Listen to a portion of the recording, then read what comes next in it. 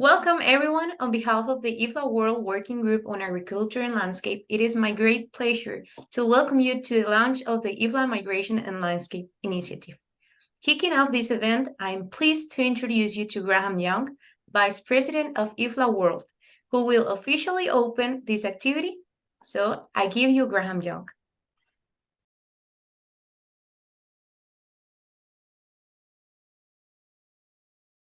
Okay, thank you. Well, good afternoon and welcome to everyone that's joined us. This is the launch of the webinar series on migration and landscape, which has been organized by the Agricultural and Landscape Working Group of Ifla.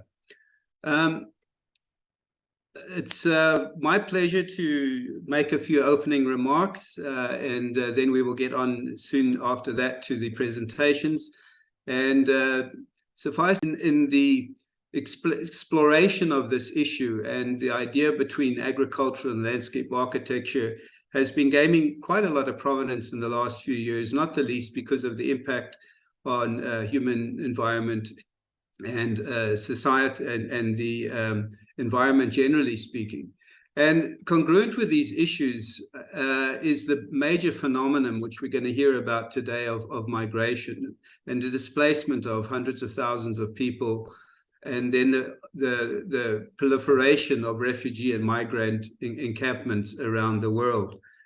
To address these issues, the working group on agriculture and landscape has posed to explore and discuss the potential role that landscape architecture has in these migrant settlements and farms around the world.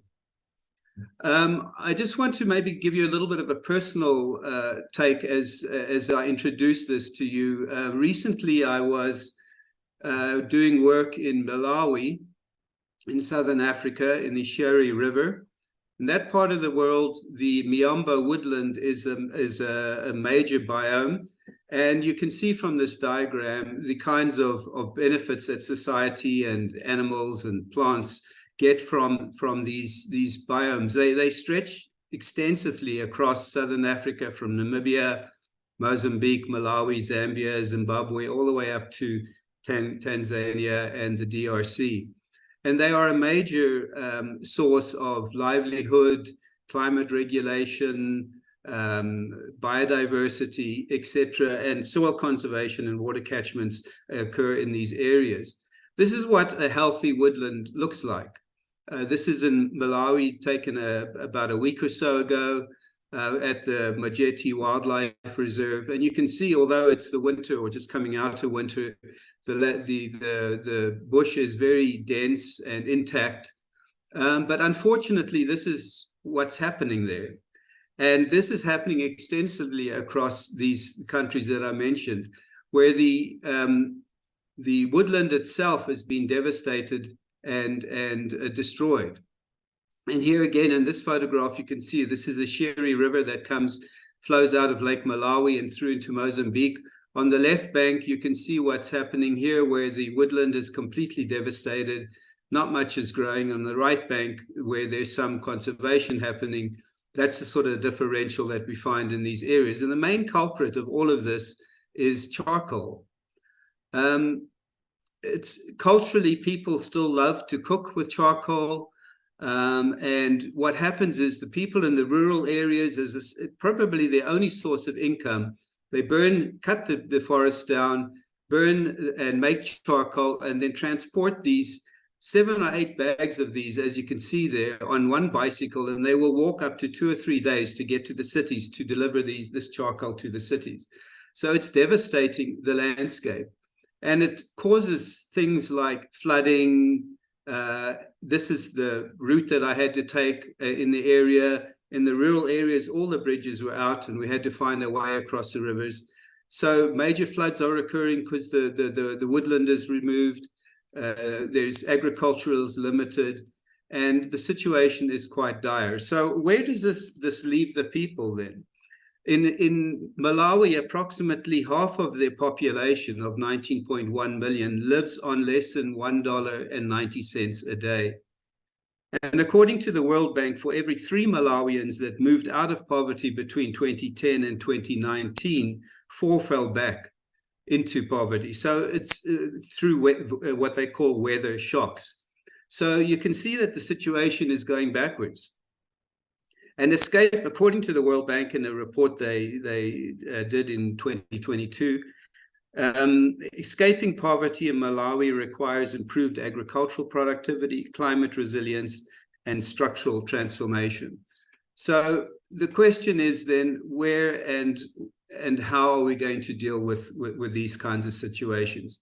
Today's keynote speakers, while maybe not addressing specifically the issues that I've raised, will talk about these issues: border crossing and placemaking, migration and syndrome of urbanization, migration and health, and the migration phenomena in the middle Mediterranean region.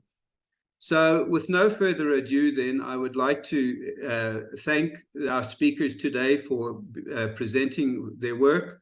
There will be a question and answer period towards the end of the presentations, and we look forward to hearing our views from the audience as well.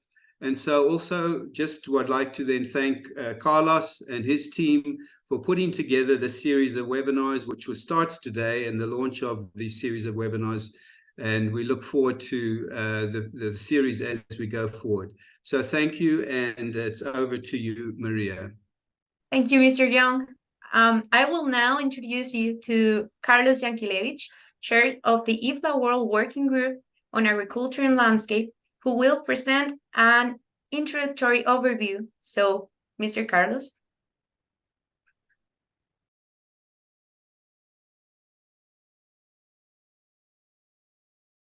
Everybody, I try to share my presentation. Okay.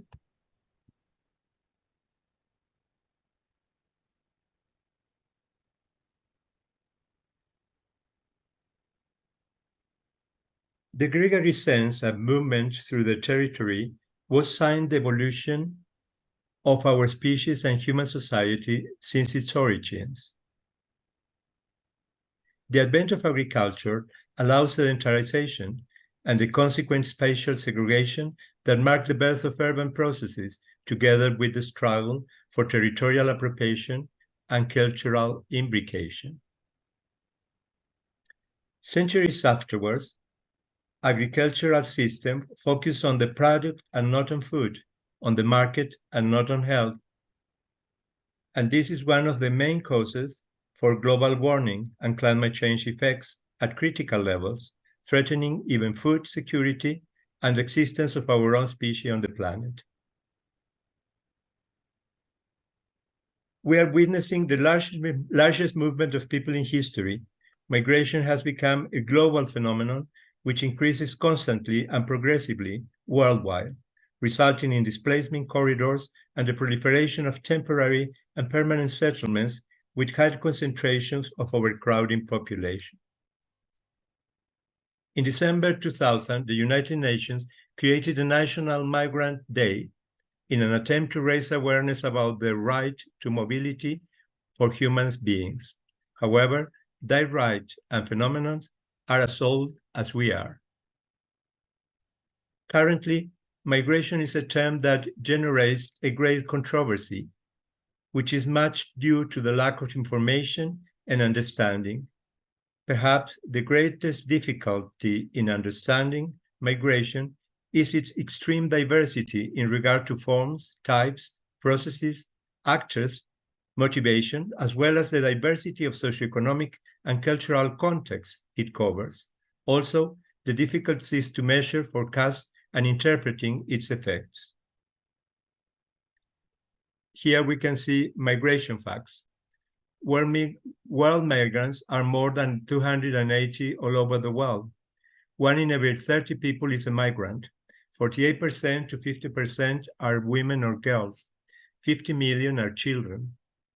The number of deaths due to dangerous journeys is 60,000 or was 60,000 from 2015 onwards. Precariousness of health, lack of water and food sources, discrimination, death risk, human trafficking risk, deportation risk, increasing vulnerability, physical and psychosocial illness, and religious and cultural diversity seen as threat could be some of the minuses we can find here. But also, migration can benefit us all, and migrants are ordinary people like all human beings. Migrants are entitled to the same fundamental rights no matter where they are or why they are there. And the diversity of ethnicities, religions, and cultures should be seen as an asset. There is a global concern to save the lives of displaced people, protect their rights, and share the responsibilities regarding this phenomenon. If we look at human migration and would like to see some of the causes and types of movement, we can see regarding causes, socioeconomic, political, ecological, and the war, and regarding the type of movements, according to geographical scale, due to origin and destination, by degree of freedom, and according to time and period. Regarding the socioeconomic issues, unemployment, segregation, and economic crisis are amongst them. Political, persecutions, revenge, intolerance, and despotism. Ecological, natural disasters, extreme events, drought, floods, and fires. War is the flight of the people from active war conflicts. In regard to movements, the geographical scale could be local, bilateral, international, or transcontinental. Due to origin and destination, it depends on the country of origin and the alternative countries for destination. By degree of freedom, could be free, voluntary, or forced, and according to time, could be permanent, transitory, seasonal, or pendular. We are now going to look at migration, some migration figures. Here we see the population increasing at world level, where the dark blue is Asia and the light blue is Africa, telling us that by 2050 and onwards, the highest populated regions in the world are going to be South Africa and South Asia, and this is where the rates are increasing. As an example of how migration moves, I took this case of Mexico recently, where the light blue is an average migration movement. The red line are men and the light green women. In regard to the comparison between displaced people and birth, the blue columns are the displaced movements, the displaced population, and the gray ones are the new births, where we see how they are coming, say, by 2023, we are equaling the rate of newborns with the rate of people displaced. And this is another example as to having figures how migration moved to one of the, say, highest receiving countries in the world, which is the United States. And then we can see the flow of how the migration figures moved. In regard to other issues, we've got that globally 280 million are migrants in the world by 2020. 32 to 50% of them are girls or women. 30% of them are below 18 years old, and 11% are between 15 and 24. More than 150,000 of these migrants were victims from trafficking. And by 2023, about 360 were refugees, and 60.1 of them were the ones seeking asylum. 59,000 refugees were resettled in their first half of 2023. And by 2022, an estimated 21.1 million people remain displaced within the borders of their own countries. Disasters caused 53% of the estimated 60 million internal displacements. In regard to migration flows, we can see here the maps of attracting countries and the countries that expel migrants. And then the size of the dots shows us the amount of people that move from each place to the attracting one. Here we see the same in regard, for instance, to Brazil in the Americas, the United States also in the Americas, Africa, Australia, and New Zealand. Here is a general migration flow as how what are the attracting main countries, which are the dark blue ones, and which are the expelling ones, which are the green ones. And here we see how the migration flows are movement at the moment. Migration flows and corridors, spontaneous temporary informal settlements, and the redefinition of the formal ones boost the new territorial configuration at the level of urban, rural, and intermediate areas and their interfaces, modifying our physical and mental maps. The pressure on border stripes and land use change caused by different migration types, together with the resettlements of the incoming population, have deep implications on the landscapes and points out the need for further research and better data in order to understand as well as lead existing trends. Presently, migration will continue to be a paramount influence, shaping the territory, pointing out the need of major landscape architecture professional involvement, and policies which disregard the importance and potential of landscape management and its holistic vision, considering migration and space issues as separate matters, are doomed to failure. Due to our interdisciplinary visions, we landscape architects are uniquely qualified to contribute to large-scale landscape planning and multifunctional landscape design, together with food production, food security, and sovereignty, as well as the pursuit of territorial justice. Demands arising from the global political agenda in the face of the effects of urban growth, climate change, food insecurity, loss of biodiversity, migration, and the war underline the relevance of the bond between agriculture and landscape architecture, not only because of the shared concern with food production and distribution, but also because of its impact on human activity, as well as on the environment and civil society. Moving from refugee camps to refugee farms, landscape architecture might provide solutions capable to transform them into permanent communes with capacity of providing goods and resources for the subsistence, promote adaptability and resilience, as well as strengthening identity and social integration. To address these issues, we propose to explore and discuss the potential role of planning and design of productive landscapes in settlements and/or migrant farms or camps, as to provide solutions capable to transform them into permanent communes with the capacity of providing goods and resources for the subsistence to promote adaptability and resilience, as well as strengthening identity and social integration.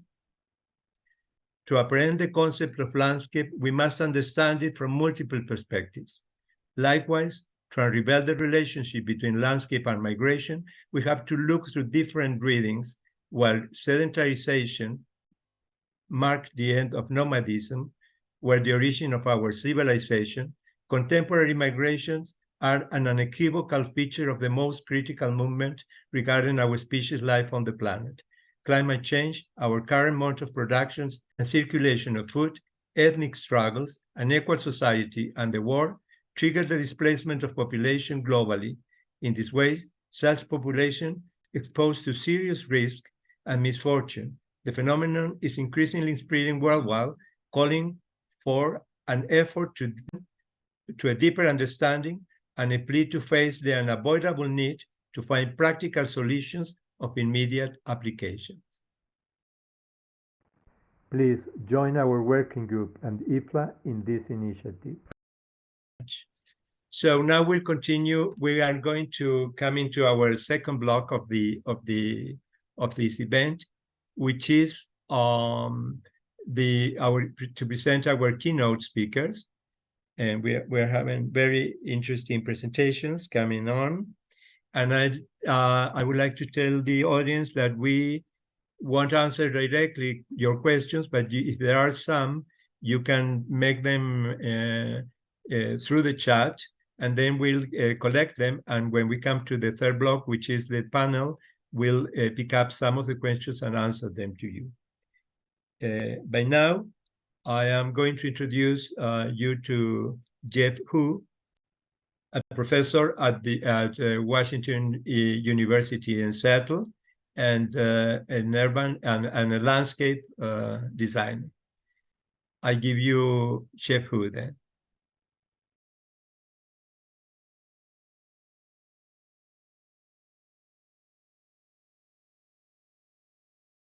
All right. So first of all, thank you to Carlos for bringing us all together for this project.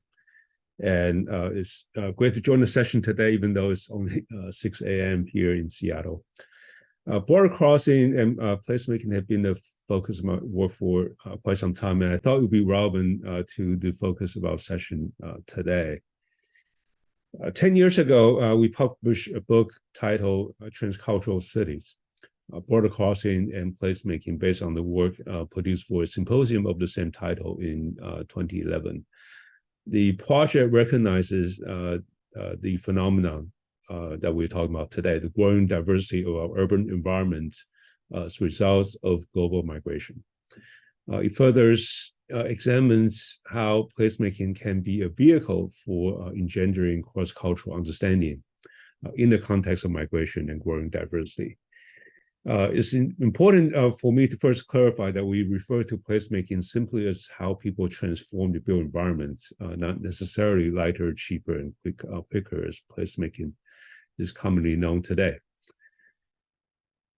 And these are the locations of some of the cases that we have examined, from North America to Europe to different parts of Asia. There are 21 chapters altogether in this book. Some of the takeaways from the book included the importance of everyday sites of interaction, how seemingly mundane locations such as shops, streets, school, libraries, parks, community gardens, and even restaurants can serve as sites of cross-cultural interaction. Places that Asherman described as the sites of banal transgression and micropublics of everyday social contact and encounter. These encounters include not only conviviality, but also conflict that necessitates negotiation, dialogue, and understanding, as in the case of a partnership program run by the University of Utah in a refugee community in Salt Lake City, where there have been constant tensions and misunderstanding, which also offers opportunity for learning and communication. Another takeaway from the book suggests the importance of having a safe space or safer space in which cultural barriers can be temporarily suspended, enabling boundaries to become more porous between different cultural groups and practices, as in the case of a community garden in Oakland, California, where gardening provided opportunities for everyday contact between the gardeners. That included conversation over meals and the sharing of food among residents and gardeners as well.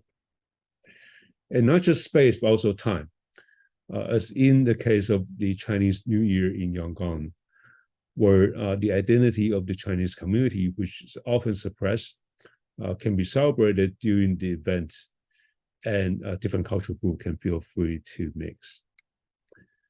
We learned that many of these intercultural exchanges do not just happen on their own. These processes require what we call transcultural agents, so people who can help communicate and negotiate between different knowledge and value systems, engage in constant cycles of cross-cultural translation, and even the efforts in the co-adaptation of culture and space. Which was in the case of the Little Shanghai in Asheville, a suburb of Sydney, where bicultural actors play an important role in navigating thorny issues between different cultural groups. In Seattle's Chinatown International District, bicultural workshop facilitators also play an important role in overcoming cultural barriers in the participatory design process. Without them, we would not have a more nuanced understanding of the diverse perspective of our community residents. Seattle's Chinatown International District has been an important setting in which we have experimented with ways to facilitate this cross-cultural making of place since 2001, so more than 20 years ago. The neighborhood continued to serve as an immigrant receiving area to this day. So for the past 20 plus years, we have used design studios and design projects to build bridges and capacity for engagement in this multicultural community. At the pace of approximately one project a year, sometimes two, we have experimented with different ways of engaging the residents and community stakeholders in the design process to build bridges in the community between the professionals and the locals and between the different cultural groups. Using techniques such as photo voice, a way of visualizing and communicating different perceptions and perspectives in the community. And so basically we gave our stakeholders at the time disposable cameras for them to take pictures of what they like and dislike in the community, and then the photograph become a vehicle for them to tell stories. Instead of recruiting residents to our meeting, we have tried inviting ourselves to their everyday activities so that residents can be engaged where they are. In this case, a cafeteria, instead of coming to and often alienating public meetings. Now you're looking at, in this cafeteria, a free meals program for our older adults in the neighborhood. And we have used that as an opportunity to solicit their input on the design of a new park. In this way, the residents get to participate in their own kind of comfort zone, surrounded by their peers. So if they have questions, if they cannot quite form an opinion, they have their friends in nearby to have conversation with, and so that become a way of dealing with kind of barriers in the participatory design process. We have also developed culturally relevant design games that allow community stakeholders to have hands-on experiences in design and communicate their perspective. This particular one is called Design Buffet. So basically it's organized in the fashion of an actual buffet meal. So on the left, you're looking at people holding what looks like a plate, but it actually also function as a side model. And so, as like in the buffet, they go through the buffet line, picking up pieces from the tray that represent different design elements and activities inside a park. And on the right, they come back to the table to put together their design. So there's a design game that doesn't require much explanation because people know this already as part of their everyday routine. Instead of formal meetings, we set up community open house events so that residents and stakeholders could speak directly to the designers, sometimes with the help of interpreters. It's a format that allows younger audience to participate equally as well. So over the past 2 decades, we have managed to get a few projects built. This is the Maynard Avenue Green Street completed in 2010. Is both a rain garden as well as a interpretive device that tells the stories and history of the Japanese American community in our neighborhood. A hill climb whose design came out of a workshop in which our Vietnamese residents, for instance, told us about how the plant's palette could be an important cultural signifier.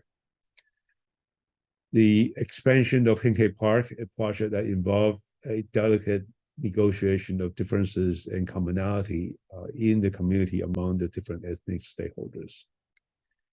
A project that has garnered quite a few accolades. It was featured in the Landscape Architecture magazine in 2018. So to conclude my short presentation, these projects and the processes demonstrate the power of landscape architecture in creating places of intercultural learning and cohabitation. At the same time, the process also suggests a need for an expanded repertoire of skills, knowledge, and sensibility needed to address the challenges of border crossing and placemaking. These include intercultural competency, knowledge of cross-cultural participatory design, and the ability to partners and collaborate with allies, and the capacity to navigate differences and commonality. So with that, I look forward to the discussion in a moment, as well as your questions. Thank you. Thank you so much, Jeff, for your beautiful presentation. And also thank you, Graham, for sharing your views and introducing our event. We are now moving to the second keynote presentation by Maria Bellalta. Maria is professor and department head landscape architecture and environmental planning at the Department of North Carolina State University. She is also, in regard to Ifla, she is the ASLA delegate to Ifla Americas. And she's going to talk to us about migration as a syndrome of urbanization. So I'll give you Maria Bellalta. Thank you, Maria.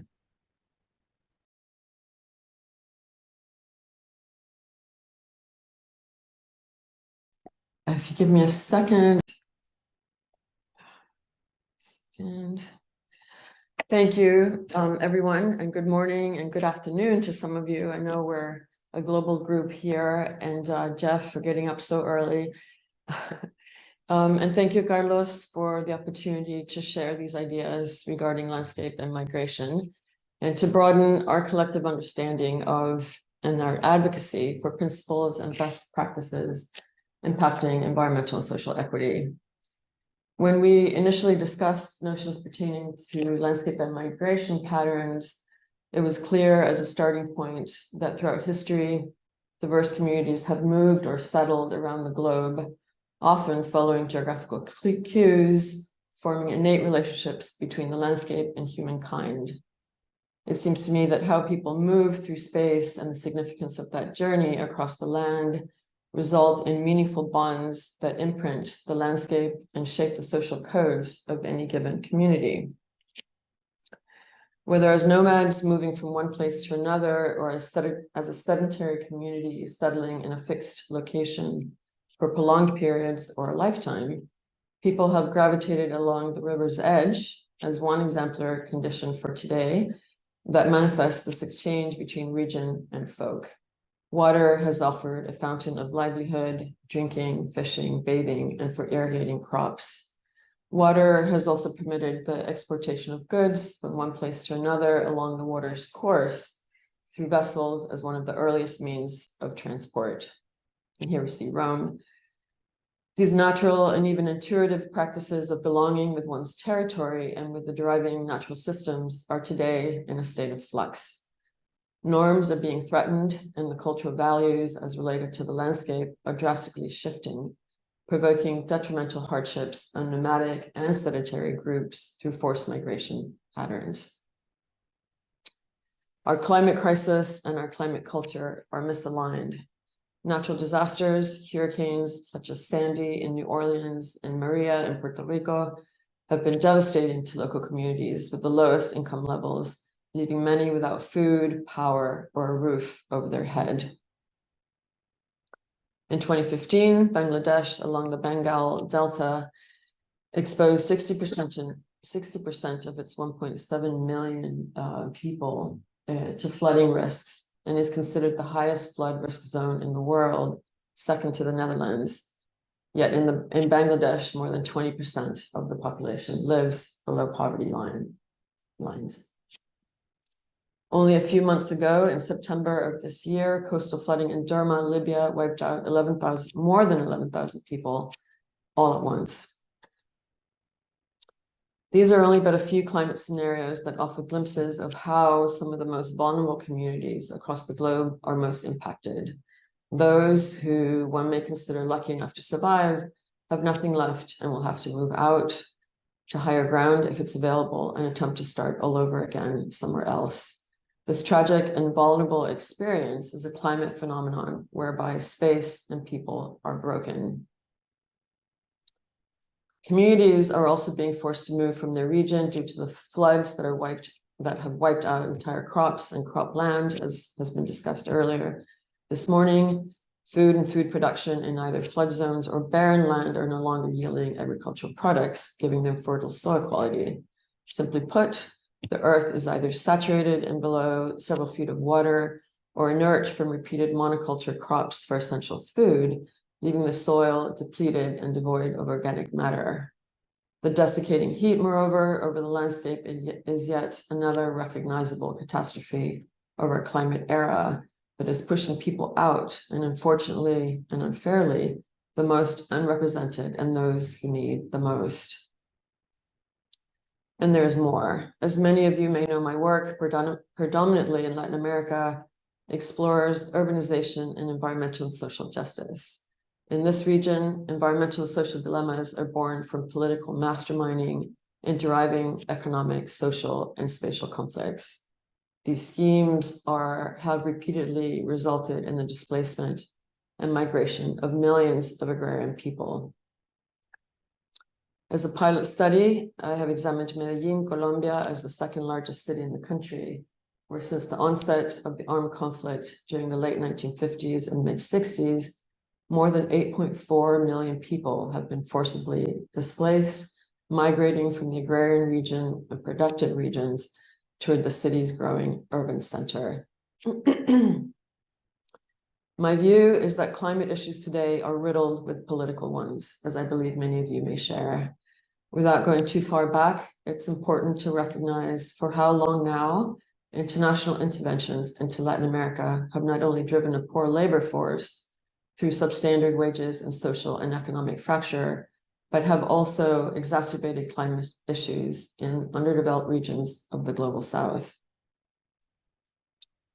Specifically in the state of Antioquia alone, where Medellin lays deep across its glorious valley, surrounded by the Andes Mountains and bisected by the Aburrá or Medellin River, 1.5 million people were displaced between 1985 and 2020.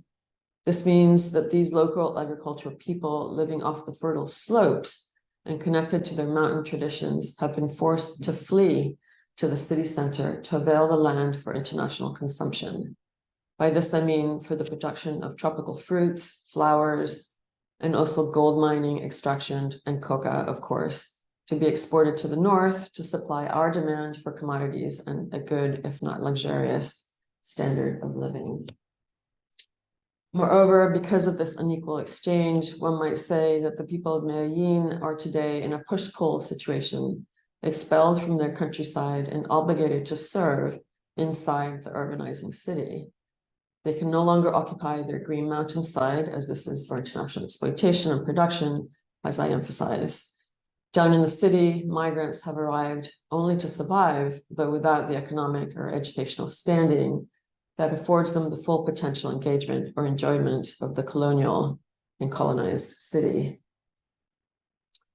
Today, Medellin has exceeded its development and urban footprint, with the population having reached over 4 million inhabitants, densely packed in a small area of only 382 square kilometers, with an average of about 11,000 people per square kilometer. 30% of the city's people live in substandard conditions, with roughly 32 square meters or 345 square feet, with inadequate access to safe water, inadequate access to sanitation and other infrastructure, poor structural quality of housing, where they're overcrowded, they have to endure an insecure residential status. In a steep and densely settled valley, there is literally no more room to grow. The city center is over capacity, the slopes are overbuilt with profitable real estate, and the ecological reserve zones, which delineate the border between the safe and precarious slopes, are experiencing an entourage of undocumented or informal settlements, which is a dirty term. Globally, over 4 billion people today live in urban areas and 1 billion in informal settlements. This number is projected to grow to 6.6 billion living in cities and 2 billion in informal areas by 2050.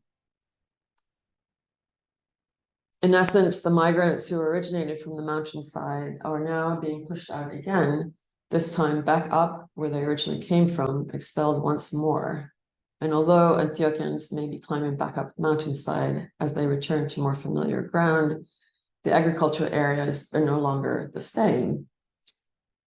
Instead, people are being placed in banal holding tanks that house numerous displaced people disconnected from one another or their agrarian customs, held in monolithic, faceless concrete blocks, high up and without connections to the ground. These second-time migrants are predisposed to perpetual eviction patterns framed by development, gentrification, and cultural censorship through their usurped and wrangled territories. The Medellin River aligning the valley has flooded not only due to its channelization dating back to 1950s, but since its revitalized river and public promenade project completed as recently as 2019. Given the dense urban footprint of the area, an overflowing river should come as no surprise. The intensive runoff from the steep valley, when combined with heavy development, inevitably results in a surcharge of water runoff that daylights of the river, rather than through the region's undulating landscape, its slopes, and natural hydrological pattern. From an ecological view, Medellin represents a predictable, albeit precarious situation due to its heavy development and the large quantity of impervious soils that are making the built slope susceptible to landslides. It demonstrates the delicate matter of foregoing the land and the catastrophic environmental issues that can ensue, with rivers flooding and settled mountainsides collapsing and people needing to run. Yet from a social perspective, this precious city is indicative of not only climate disasters and subsequent migration, but also by forced migration influenced by a development frenzy driven by dollar signs, greed, and sadly, unplanned urbanization in Latin America and the global South. In essence, these are cyclical syndromes of migration provoked by disputes between environmental and cultural principles that are framed by political and financial agendas. To move ahead, the city's political boundary must shift to include a greater number of inhabitants. To simply draw a line of division and forego those on the other side is not feasible from either an environmental or social stance. Ecologies run through and cultural norms are forged on both sides of imaginary lines. Considering city regions and extending new links for evolving urban centers offer progressive ideas that need to be explored further. Medellin shares many lessons about extending the city and providing citizens with the right to their city. Finally, we must create new frameworks for inviting displaced communities to adapt and reconnect to the landscape by including planning measures that permit people to cultivate and invest in their new landscapes. That's a whole nother talk, which I'm happy to share another time. But for now, thank you for listening. Thank you, Maria, for a most comprehensive and enlightening presentation. Well, we are now moving to the next presentation, who is going to be by Lynn Andrews, together with Jorge Alarcón, Coco Alarcón. Lynn Andrews is Assistant Professor of Landscape Architecture at the Sacramento Career Department Development Assistant and Professor in Design for the Pennsylvania State University College of Arts and Architecture, whereas Coco is Health and Built Environment Researcher and Lecturer at the University of Washington, Seattle, same as University of our dear Jeff. They are going to talk to us in regard to migration and health. I give you then Lou Andrews and Coco Alarcón.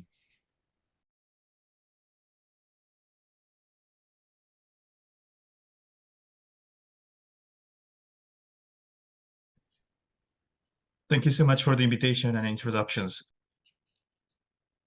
Communities and individuals all around the world build their lifestyles, economy, food systems, and cultures around the landscape where they live.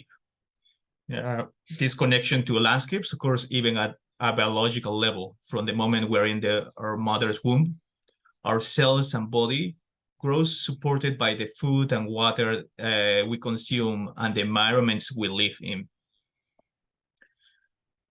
Migration, whether voluntary or forced, disconnect people from the critical support, from the landscape of support that provide to their lives. This disconnect can negatively impact their health and well-being. In addition, migrants often experience further challenges when adapting to new and unfamiliar landscape. This can be amplified by the large amounts of migrants who find themselves living large agricultural and nature-filled landscapes, the rural landscapes, to settle in informal urban environments without access to safe water and sanitation, in overcrowded conditions, and in an unfamiliar, capitalistic, and harsh urban life. In Peru, rural to urban migrants make up over 3.3 million people. Most of these migrants live in vulnerable conditions, and without access to safe housing, they informally settle on land surrounding the major cities, where access to water, sanitation, and other essential urban services is lacking. It is estimated that 1/3 of the households in Peru live in informal communities. So in our research, Liana and I, we have two key questions. What can we do as landscape architects to establish the landscape support role within these new landscapes where migrants arrive, to provide health supporting services to migrant communities once again? Similarly, the other question we have is, can we help nurture the migrants' stewardship of an adaptation to the new landscapes by tapping into the specialized knowledge they carry with them from their home landscapes for the mutual benefits of their health and the health of the host communities and ecosystems? So we're going to briefly share two experiences in two different communities in Peru to shed light on the possibilities of the role landscape architects might have in migration and health. The first is the community of Alicio Collazos, which is established in the desert slums in the north coast of Lima. Most migrated here from farming communities in the Andes Mountains.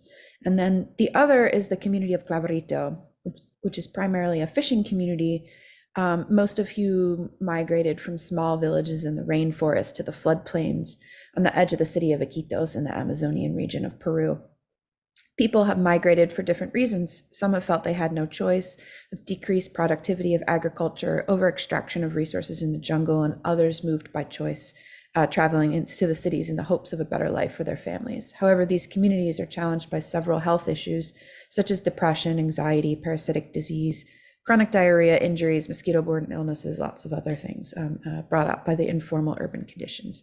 So in both communities, our team measured baseline health conditions. We worked closely with community members to implement smaller scale household gardens and larger scale public green spaces. And then we measured the health outcomes afterwards. We provided garden infrastructure, soil, plants, and seeds, participatory design processes, technical guidance, and in the case of the desert community, a source for water from fog collection. We gave residents complete choice of plants. Here we discovered that people chose plants that they are familiar with and know how to grow, of course, but also that they have a strong emotional, cultural, or biological connection to. And this supports the theory of topophilia. When people migrate, they take their landscapes with them wherever they go. So for example, many chose plants that would provide ingredients to their favorite family recipes. So here is a family in Claverito that's chosen plants that support the dish parashka, which is very popular in the jungle. Others chose plants with a spiritual or a cultural meaning. So this green space was planted with medicinal plants that residents grew up using in the jungle. And then on the image on the right shows the paraquina negra, which is meant to protect your house in many indigenous cultures. And yet others chose ornamental or habitat supporting plants, which is a desire to combat the harsh urban conditions with beauty and butterflies. We document the residents and their gardens over years and found several patterns. In Eliseo Collazos, residents started out choosing primarily ornamental plants and over time shift to food-productive plants, primarily potatoes, fruits, and vegetables, and began organizing as a community farming group, reflecting their lives prior to migration from the Andes. With time and sharing knowledge within their community, they got better at learning how to grow Andean plants in their new landscapes. For example, one resident was producing 90 kilos of passion fruit in just only in 8 square meters in the area. In Claverito, the outcome was different. This community migrated with a specialized fishing knowledge, but previously had picked their fruits, veggies, and nuts from the rainforest, and therefore did not migrate with knowledge of how to tend to soil or plants. Their initial plant choices were primarily food plants, which shifted over time to easier to grow native medicinal or ornamental plants. We're still trying different skill building workshops with this community to secure the sustainability of these green spaces. However, while individual planting knowledge was a struggle for Claverito, we did discover that Claverito migrated with unique traditional landscape planning knowledge. How to build a floating settlement, which our team found creates a rich environment of wood and aquatic vegetation that provide valuable health benefits, cleaning the water and providing critical habitat for native amphibians, reptiles, birds, and fish. So we've been tracking the health and well-being of residents over time and have found some promising preliminary results. This is in Eliseo Collazos, all categories of quality of life increased before and after the gardens and the green space intervention. Over 1 year, our scales related to quality of life, social capital, and perceived stress increased by 48%. Life-threatening experiences reduced by 25%, and parent and partner empathy, social capital, and biometry increased by 10%. In Claverito, we found significant decreases in food and medicine insecurity, depression and anxiety, and falls and injuries. Residents also reported significant increases in community pride and seeing their community as beautiful. In addition, in Claverito, we found the aquatic vegetation and floodplain agriculture brought by the traditionally designed floating community infrastructure form valuable habitat islands for birds, butterflies, reptiles, amphibians, fish, and other aquatic life. This landscape knowledge the residents migrated with, paired with the new knowledge acquired from the implementation of the gardens and green spaces, not only contributed to the health of the residents, but also to the health of the animals and the ecosystems they now live with. Our team discovered the aquatic vegetation reduced E. coli in the water by up to 98% in the top 10 to 15 centimeters of the river, which was a benefit for the entire city. And we found 13 new species of birds and 11 new species of butterflies before and after the implementation of our gardens and green spaces.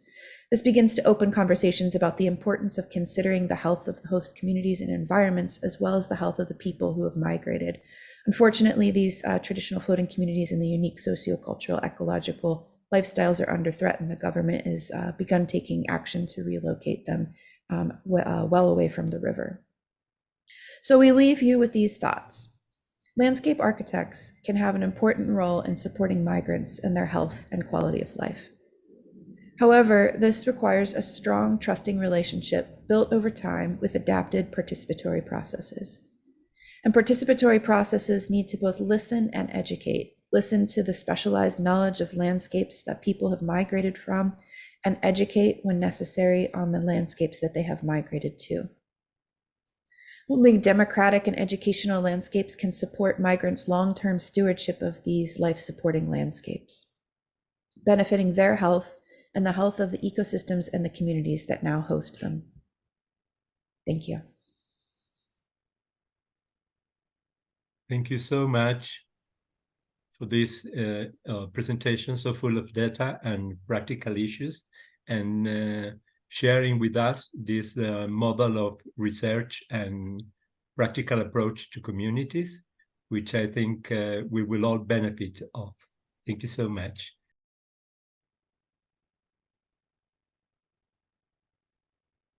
We now move to the last presentation of this keynote presenters block, and this is going to be done by Maria Gabriela Trovato.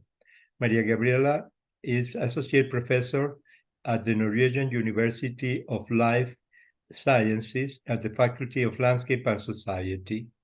She's also an Ifla member, and she's part of the standing committees of the PPP, the Professional Practice and Policy in Ifla.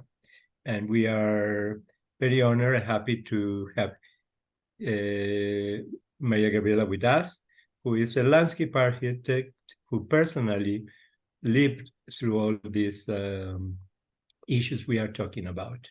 So she's going to talk to us on the migratory phenomena in the Mediterranean region. Thank you to be with us, Maria Gabriela, and I'll give you Maria Gabriela Trovato.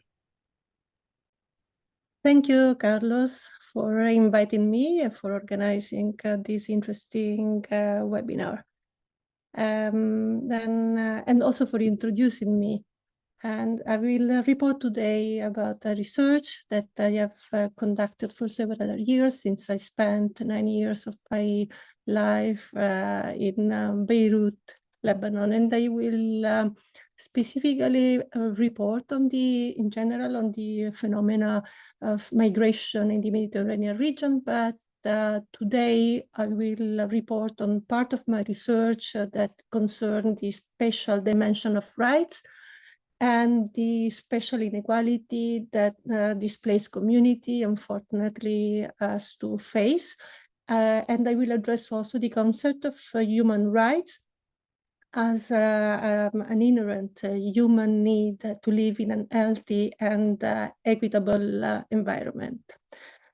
It was already mentioned by most of the presenters before me today that there are several causes that are pushing people to move, unfortunately, because disparities are widening.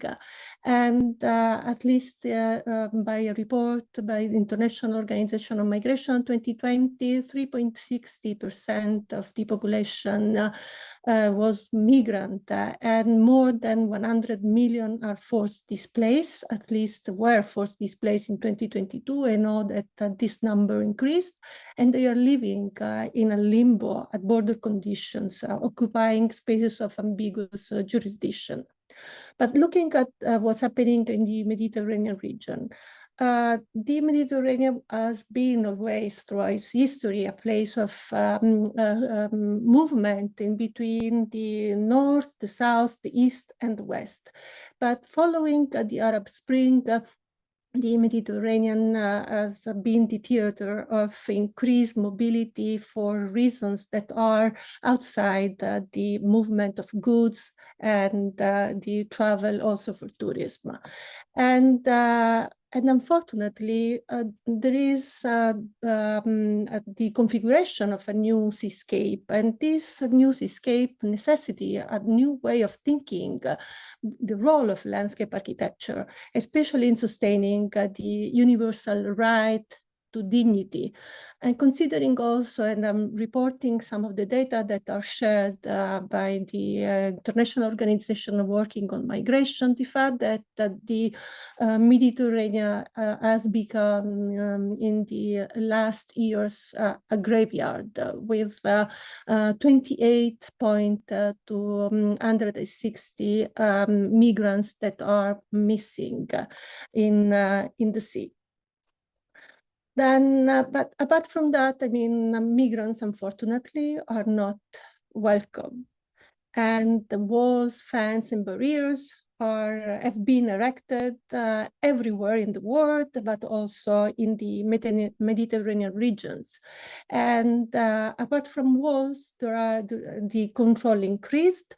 And you can see here in this map where there are detection centers and they are divided depending of the different routes of migration, because there are several. We have the Western, the Central, the Eastern, and then we have also the Western Balkan route.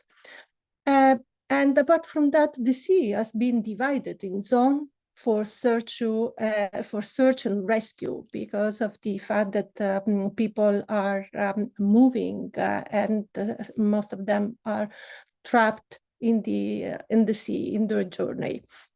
And looking at Italy, since I'm Italian, and I'm really interested in what's going on over there.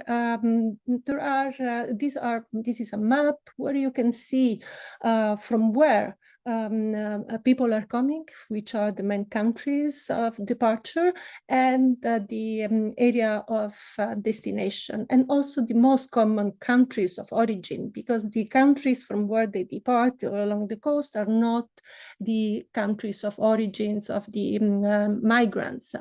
And these are also created, this flows of people has created the organization of dozens of temporary detention centers or camps in several parts of the Mediterranean region. And this is, for example, the case of Italy, but we have also the case of Greece that also has been heavily affected by this flux of migration. But then, as I mentioned at the beginning, I'm really interested in rights and justice. And then I was looking at what does it mean, social justice, and this means really promoting just society by challenging injustice and valuing diversity. But it seems that that's not the case. And the other definition is that social justice is also related to the responsibility to care for the others. That it's also another thing that in reality we don't apply. And then I was looking also at the Universal Declaration of Human Rights, that it's really an important text that we know it exists, but we don't apply, we don't use it. And the fact that everyone has the right to move, to live any country, and to has the right to a standard of living and adequate conditions for health, for the well-being of himself and his family. And there is also the international law on human rights that it's based on respect, protect, and fulfill the human rights. But no matter all of this, migrants, refugees, and asylum seekers, they are mostly considered as a liminal persona, and they are nameless, they are excluded from society, and they are really deprived of basic rights and function. Then I was looking at the concept of landscape rights and landscape democracy, and specifically I was looking at the area in which I was living, and then the eastern part of the Mediterranean region, and specifically Lebanon, because Lebanon is a small country, but has the highest percentage of refugees living over there. And unfortunately, Lebanon is passing through a difficult period. It's a country in a timeless crisis. And the last crisis was also created by the Syrian refugees, and Syria and Lebanon has been always kind of brother and sisters with borders that have been always porous. But after the war in 2011, these borders became really strict, and then Syrians that were displaced and then moved to Beirut were trapped in Lebanon. And now there are more than 1.5 million of Syrians that are stuck in Lebanon, and they are in a state of limbo. And we did also interview with Syrians living over there, and the majority of them were saying that they are no goals and they are just trying to live day by day. And this is a map only to visualize how the migration was governed in Lebanon, and the government didn't allow UNHCR to individuate and to create camps. Then they are spread everywhere in the country. And the way they live, they are sheltered in residential buildings, the old buildings that were vacated during the Civil War, or they are living in rural areas, or the majority they are living in informal tented settlement. And these informal tented settlements are mostly located in the Bekaa, that is the most fertile area of Lebanon. And they live all over. They are spread in the agricultural field. And we tried to identify certain morphology of the way of settling, linear, compact, scattered. And this is a map where you can see all the red are all the informal tent settlement versus the formal cities.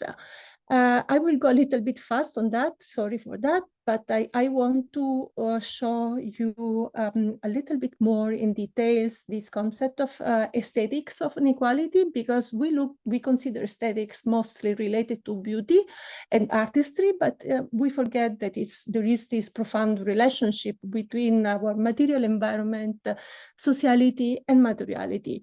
And then we did this kind of research on looking at this aesthetic of inequality in the case of migration, and as a way in which inequality is manifested and is experienced. And then we looked at the bordering experiences, and we look at the special components and the different forms of borderscaping and the way of defining space between inside and outside or the way in which materials are assembled to compose the tents. And then, or to construct part of more formal structure.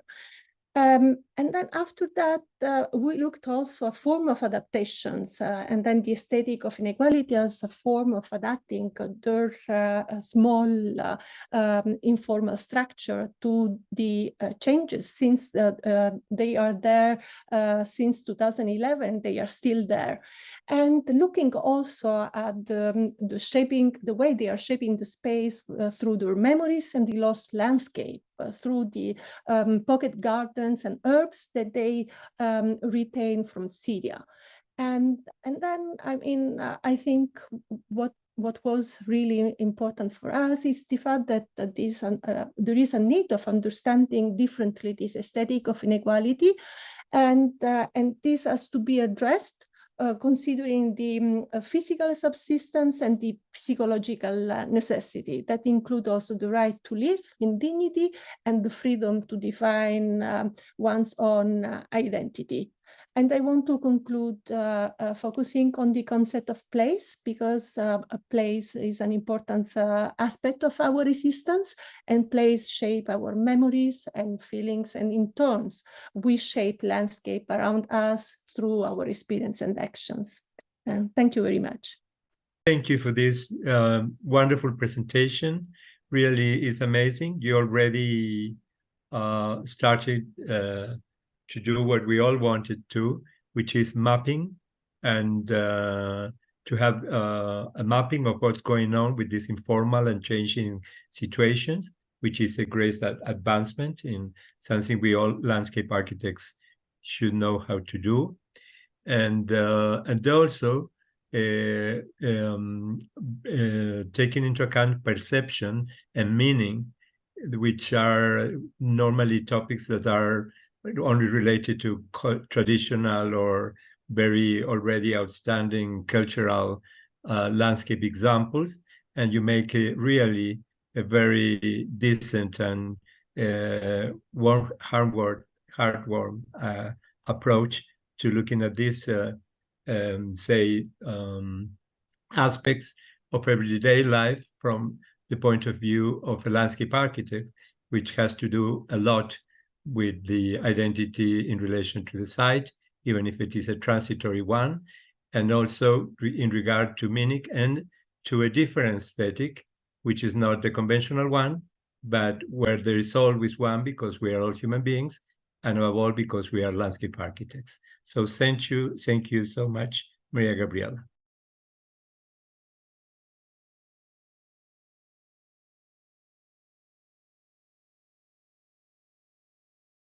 We now move to, I'll ask all the speakers to put on their cameras, and then we are going to have some comments on what, if there is a question any one of you want to ask to one another, or such, what were your feelings and thoughts after all these presentations. To the audience, we already, Ricardo, we love you are here with us, but because of the system we've got, we were saying this at the beginning, we cannot have direct interventions, but you can write your question on the chat, and then Maria Jose is going to send it to us. So I think who would like to go first? I've seen Lynn and Maria Bejalta has risen their hands. Who would like to go first? I was actually clapping, but nonetheless, I will, because Maria Gaudiela, that your presentation was very compelling. All the presentations this morning, really. And I guess quickly on the spot, I would say, again, thank you for the opportunity to work with all of you and us to unveil the cadre of topics that are related to migration. They're very different in some respects, but they share a hard line of hardship. I do think that it would be wonderful to collect our data points in some cohesive manner, so that we can understand the magnitude of these problems and disseminate it further to lots of people who are doing similar work, who are interested in putting more pressure on this topic. So I'll just start there, but please, thank you, Carlos, again. Thank you. And then I take the opportunity to call you all, the speakers and the audience, to join us in this initiative and to make we landscape architects and our profession present in regard to this issue of migration. Lynn, you wanted to give us some thoughts? Oh, no, I also was just clapping, but yeah, I mean, it's really always quite fascinating when you examine like issues around the world and you see such commonalities and such patterns in the way that people are thinking, both of the problems and why people move. I've always find that quite fascinating as to, you know, how we're so connected globally, and we have these kind of deep-rooted human, you know, biological things that are happening to us and ways of experiencing it, and the, you know, the common theme that kind of threaded through a lot of the presentations was this idea of placemaking and how people are taking ownership, you know, in these very harsh conditions, like what can we do? I also really loved the poetry of a pocket landscape, where you literally put seeds in your pocket and move with you, and just the power in that, it just evokes quite a lot of dialogue, and it's quite overwhelming too. Yeah. Thank you so much. Maria Gabriela? I want to continue what Maria Bellalta said, the fact that it will be interesting to collect all of this data. And there are also, from my knowledge, more info on that. And I mean, we, as Carlos mentioned, I'm part of Ifla, and I'm chairing the working group on Landscape Architect Without Borders. And one of our aim is also to, apart from being on the ground, but also the ones of collecting good examples and way of analyzing, but also working together with communities in needs, and migrants are part of community needs. And it will be interesting if we can work together, if we want to contact us at Ifla and collaborate in this amazing work of really collecting all of this data and giving a contribution to an important topic like this one of migration, that unfortunately will become more and more wider in the future. due to all the challenges that we all know. Thank you so much. Jeff? Yes, I just wanted to echo a lot of things that folks have said, and also to, I think, highlight the fact that I think what at least what I've learned today is that it's reaffirming what we have talked about before, the role of landscape architecture in like responding to the conditions of migration, like human resettlements and things like that. And we just in a different form that these may take in both in terms of migration, in terms of the landscape response. I was just at a conference in Fukushima, Japan. So the issue with migration there is that people had to leave the area because of radiation. Right, and they now are trying to slowly come back and reestablish their community. So that's another form of migration, and something that we as a landscape architect can actually play a very important role.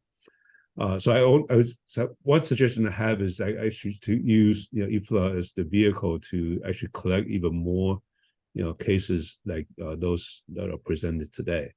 And to see if we can, come up with a way to really kind of amplify the importance of landscape architecture in the face of migration. Thank you so much, Jeff. Coco, would you like to join us? Yeah, thank you. For me, it has been fascinating to listen to all these stories in this morning. And I always, working in the slums in Latin America, I always face one of the rough questions I always face is like if our work is actually promoting illegal settlements and and providing service to the legal part of the community. And I found that actually, in a legal government, the landscape architecture is the piece that can actually be implemented first and provide services to vulnerable communities at the same time as providing services to the host communities. It has been a place that can provide can ease the relationships between host communities and immigrants. I'm really glad to see that what we have observed in our projects in Peru, it's also happening in other spaces. Like Jeff experienced in Seattle, how the landscape that they were providing there was congregating people, locals, and new immigrants. It's just beautiful to see that happening, that it can actually boost that with intention. Right. Graham? Yeah, I think it's been fascinating, and I think the role that Ifla plays in this dissemination of information is really important, and that's why these webinars are so important. We've been running in Ifla Africa webinars on climate change, and we really do get people from literally all over the world because of the nature of the media. And it's really interesting to first of all know that the problems that we're dealing with are universal in many ways, but definitely are very local in how we deal with them. In South Africa or Southern Africa, for instance, the migration is basically into South Africa from other countries as far, well, we're even getting people as far north as Ethiopia and Somalia. But for instance, one of the major challenges we have in South Africa is xenophobia. These people that are coming into these communities where already the economies are stressed and the situation is stressed, just don't take it. Just can't accept people into their space and their places. So it's really a complicated socioeconomic issue, and the role that we can play as landscape architects, I think, primarily has to be one of advocacy.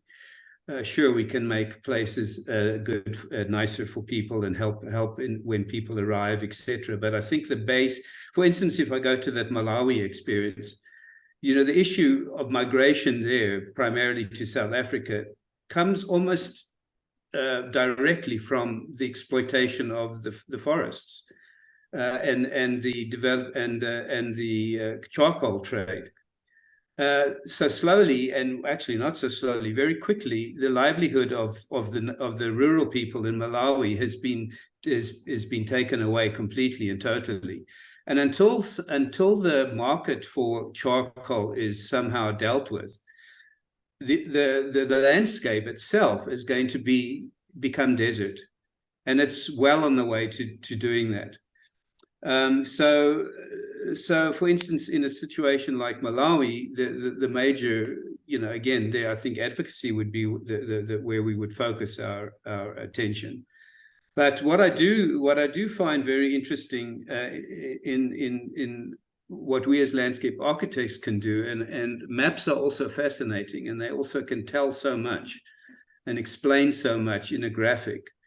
That is perhaps an area of our expertise that we can share in this global concern of migration.